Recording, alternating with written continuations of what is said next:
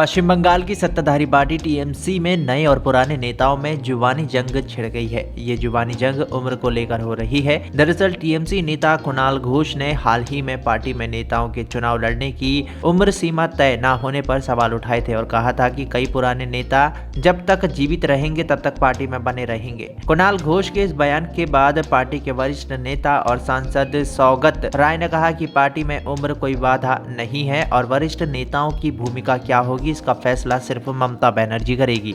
सौगत राय ने कहा कि कौन चुनाव लड़ेगा और किसे क्या पद मिलेगा इसका फैसला ममता बनर्जी करेंगी। वो हमारी सुप्रीम नेता हैं और पार्टी में सबसे बड़ी अथॉरिटी रहेंगी। अभिषेक बनर्जी एक चर्चित युवा नेता हैं, लेकिन अभी भी ममता बनर्जी के नाम पर ही पार्टी को वोट मिलता है। सौगत राय ने कहा कि टीएमसी में 75 साल तक ही चुनाव लड़ने जैसा कोई नियम नहीं है। टीएमसी का हाल ही में नेताजी इंडोर सिस्टम में सम्मेलन हुआ था। सम्मेलन के दौरान स्टेडियम के मुख्य द्वार पर अभिषेक बनर्जी की तस्वीर नारद थी, जिसे लेकर भी खूब चर्चा हुई। इस मामले पर सौगत राय ने कहा कि ये जरूरी नहीं कि जहां ममता बनर्जी की तस्वीर हो वहां सब जगह अभिषेक बनर्जी की फोटो हो। युवा नेताओं को पार्टी में मौका देने का सवाल पर सौगत राय ने कहा कि ममता बनर्जी ने पार्टी में युवा नेताओं को काफी मौके दिए हैं और किसको क्या जिम्मेदारी देनी है ये ममता बनर्जी ही तय करती हैं। हम सिर्फ उनके सैनिक हैं। इस विवाद में टीएमसी के भीतर चल रही खींचतान का भी खुलासा हो गया है। बता दें कि इस विवाद को ममता बनर्जी की पार्टी पर